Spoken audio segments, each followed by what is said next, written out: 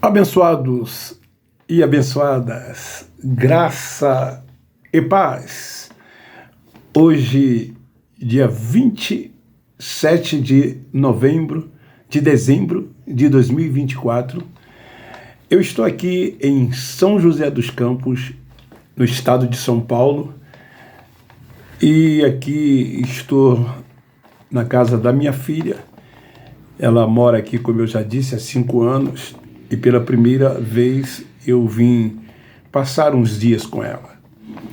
Me dei esse presente de Natal e também a ela e os meus netos e o meu genro.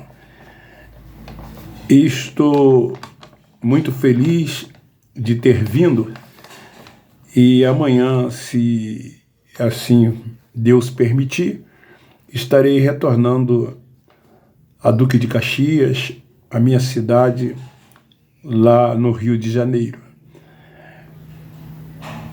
Eu estou, esses dias, fazendo as gravações dos meus vídeos de forma um pouco diferente, né?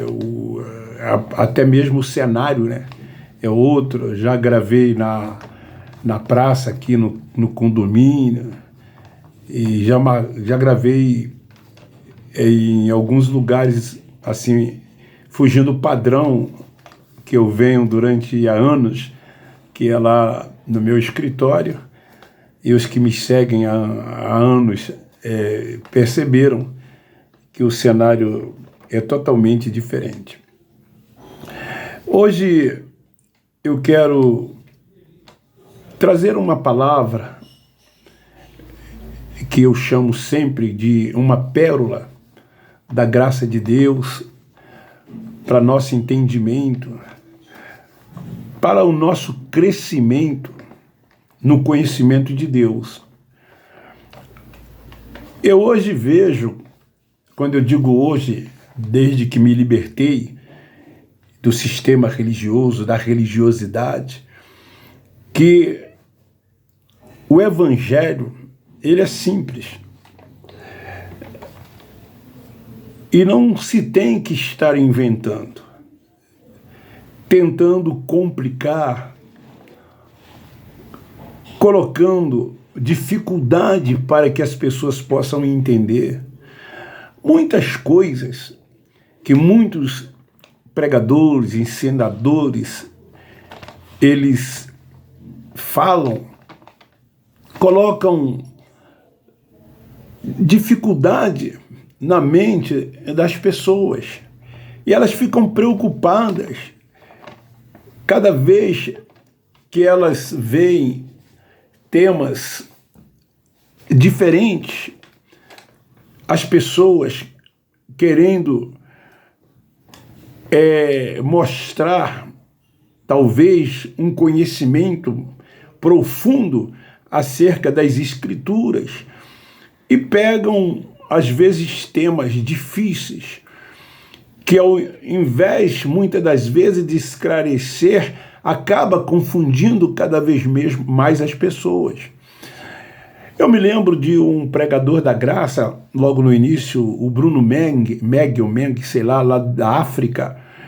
Eu comecei no início a acompanhar aquele jovem, e eu gostava muito dos seus ensinos, quando ele estava só focado no Evangelho da graça de Deus, de uma forma simples. Mas depois ele começou a querer complicar, e chegou a complicar tanto que, no final, quem assistiu seus vídeos achava que ele não cria mais em Deus, em função de uma mudança radical nos seus ensinos, e que chocou a muitos, e muitos até desfiliaram-se do seu canal, e hoje quase não se ouve mais falar nesse menino, nesse garoto lá da África. O Evangelho é simples, a graça é simples, esta revelação que Deus deu a Paulo é fácil de se entender, porque o antes da cruz, a lei, as 613 leis do Torá, dada pelo próprio Deus para que os judeus cumprissem, nenhum judeu conseguira cumprir. Então tornaram-se transgressores, tornaram-se pecadores. E ficam hoje os religiosos, principalmente os evangélicos, querendo ainda seguir a lei de Moisés, seguir os rudimentos da lei de Moisés, e acabam seguindo preceitos dos homens com seus achismos. E tem que se fazer isso, e tem que se fazer aquilo, e tem que se deixar de fazer isso, e tem que se deixar de fazer aquilo. Isso são coisas dos carnais, e não dos espirituais. Quando esse entendimento, essa revelação vem, porque a salvação é na mente, e quando esse entendimento vem, as pessoas voltam-se tão somente para as conquistas espirituais, se é que você me entende. Hoje, nós que temos o entendimento que o véu foi tirado, nós sabemos que reinamos em vida. Isso nos conforta, nos consola, sabendo que o reino dele está dentro de cada um de nós e que o seu reino é paz, que o seu reino é alegria no espírito. Nós nunca nos entristecemos, nunca nos aborrecemos, porque nós não estamos voltados para o mundo da carne. Nós entendemos que tudo que acontece ou que vem acontecer é desse mundo carnal. E nós não somos carnais, nós somos espirituais. Então, essas coisas não nos afetam, não nos atingem. Por isso que nós dizemos esse dia é o melhor da nossa vida. Vivemos ele antes dele ser concluído, independente das circunstâncias, do que vai acontecer, é o nosso melhor dia. Pode acontecer o que acontecer, que não vai mudar, que não vai alterar para nós, porque nós vivemos e andamos por fé. Nós não andamos por vista, andamos tão somente por fé. Então nós, quando dizemos assim, este é o melhor dia de nossas vidas, nós já tomamos posse que aquele dia ele não será o melhor dia de nossas vidas. Aconteça o que acontecer, nós vamos viver aquele dia como o nosso melhor. Essa noite como a nossa melhor noite. Aconteça o que acontecer. Porque nós andamos por fé. Porque nós somos espirituais. Porque nós entendemos que reinamos em vida, que o seu reino está dentro de nós, que nós temos paz de espírito, que nós temos alegria no espírito. As conquistas foram espirituais.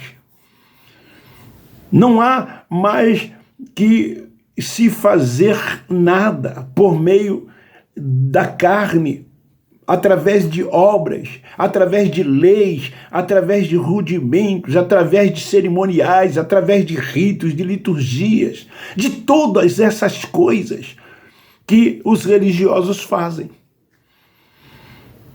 Eles estão voltando para o antes da cruz, para os dias do Cristo Nazareno na sua carne. Por isso que eles se tornam religiosos.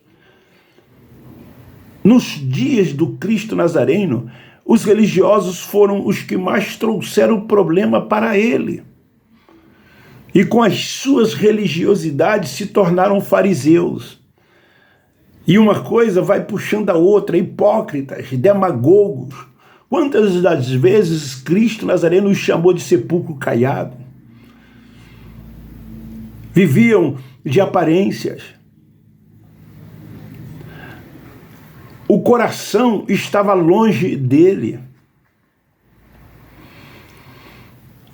Faziam acepção, queriam estarem em posições superiores ao demais. Chamavam a atenção para si. E não é assim também nos nossos dias. Não é assim que muitos se comportaram, se comportam e se comportarão depois da cruz, vivendo tudo que ocorrera, tudo que acontecera antes da cruz. Eles vivem como se o Cristo Nazareno não tivesse cumprido a lei. Lei esta que não era para os gentios, era tão somente para os judeus. Mas os filhos de Deus, eles continuam se colocando como se gentil fosse. E gentil sendo, eles imitam quem? Os judeus. Trazem tudo dos judeus para eles. Quantas denominações existem? E umas fazem isso da lei, a outra faz isso da lei, a outra faz aquilo da lei.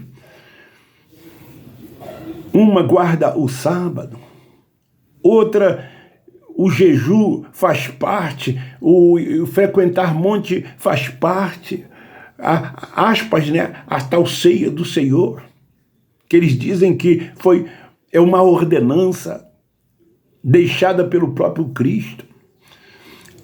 Os pentecostais, eles ensinam que há duas ordenanças deixadas e mandada por Cristo, que é o batismo e a ceia. Isso faz parte deles. Tem que se batizar e tem que tomar ceia. São ordenanças, diz eles, dadas por Jesus. Sim, eram ordenanças. Batismo. Tinham que se batizar sim, porque eram pecadores. E segundo a lei, o batismo era para arrependimentos de pecado.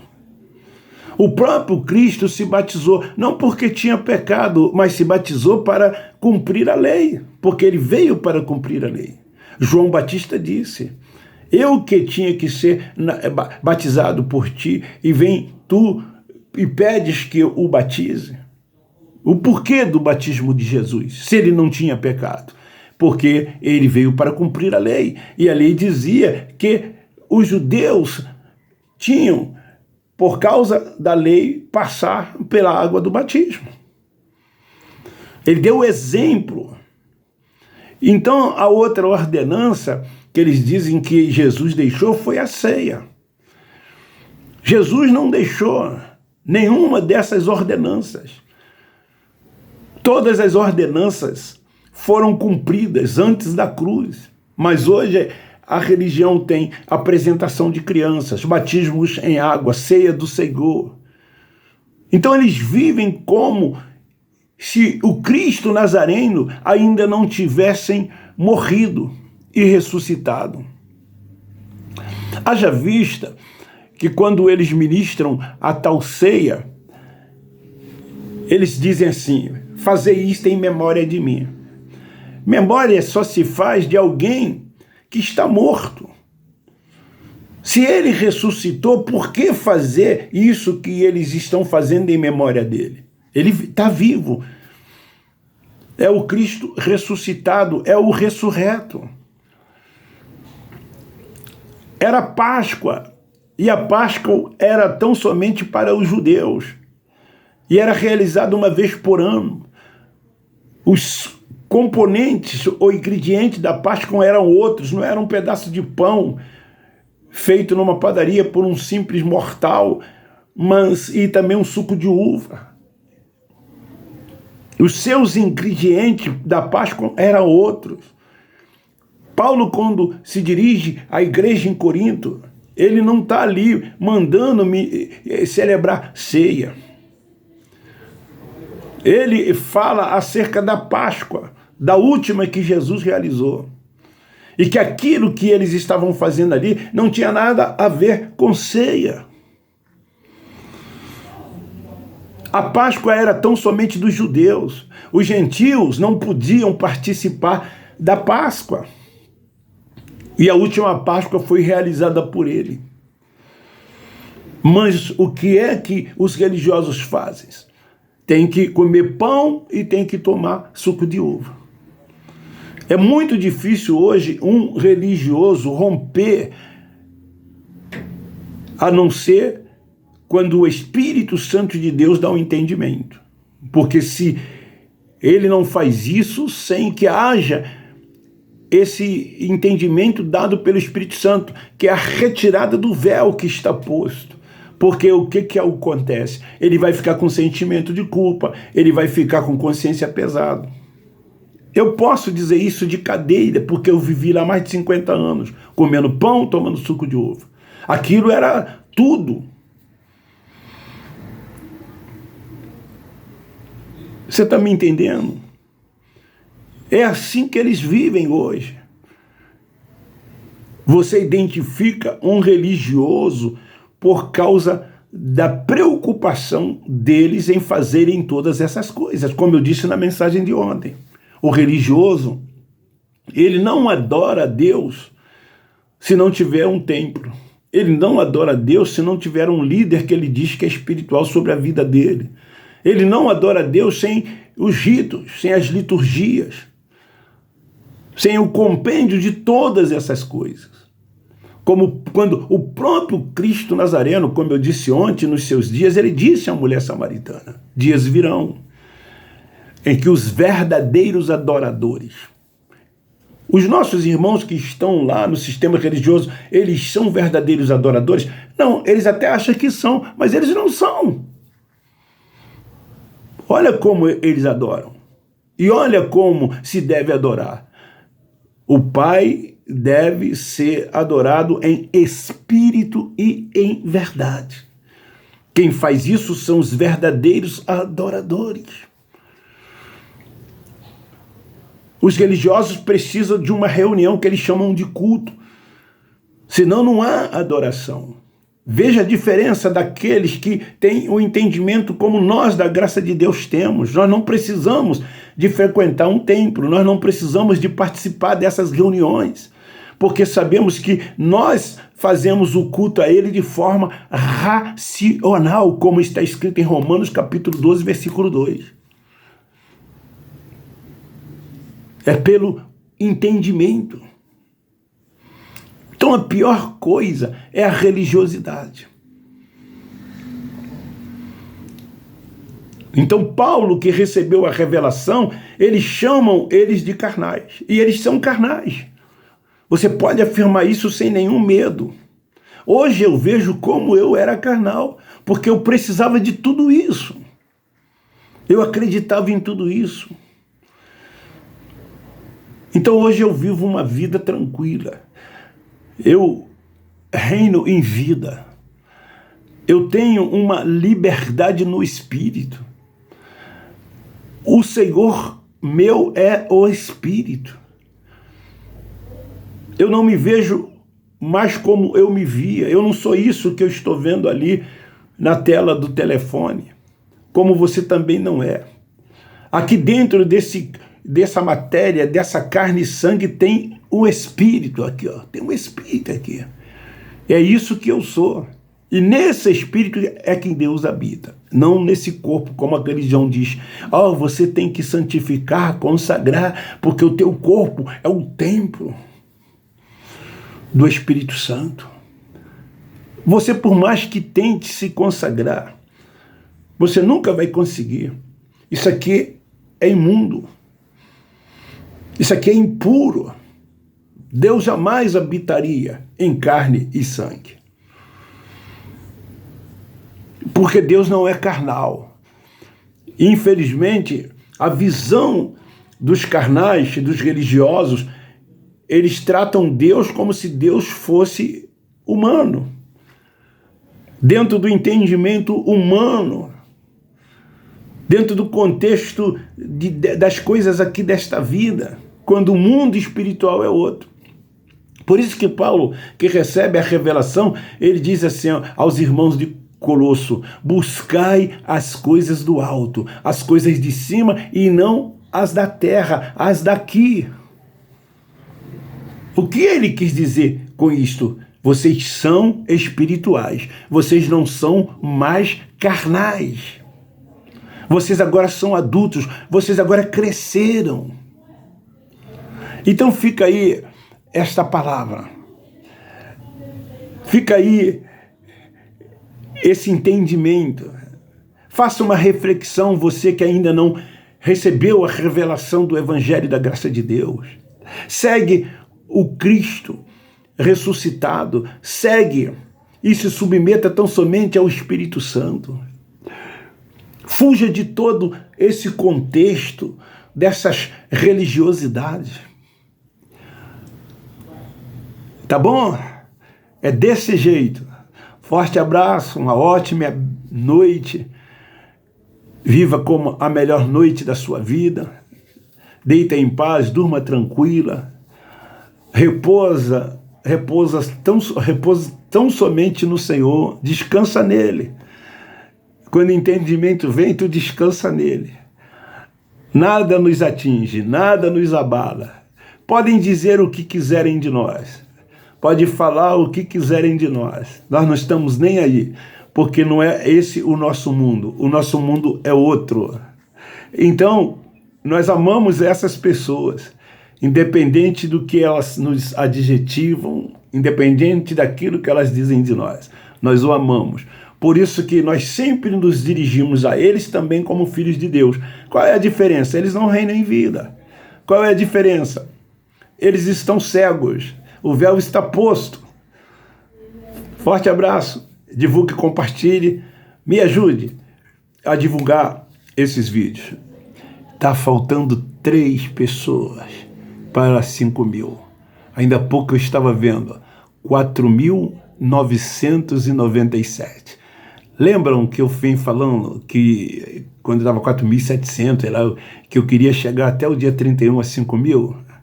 Eu acho que eu vou chegar bem antes. Quem sabe? Hoje ou amanhã. Eu agradeço você. Aí tem o seu dedo. Tem a sua ajuda. Você compartilhou com certeza. Você divulgou. Eu tenho certeza que muitos de vocês ajudaram. E continuam me ajudando. Agora nós vamos para 5.001, 2... Quem sabe até o final de 2025 a gente chega a 7, 8, 9, quem sabe 10, quem sabe haja uma explosão e no final de 2025 a gente está com 20, 30 mil. É sinal, sabe, que muitas pessoas estão sendo alcançadas. E não é isso que você que é da graça quer, que os nossos irmãos sejam alcançados? Então, forte abraço, graça neles, nós da graça de Deus os amamos.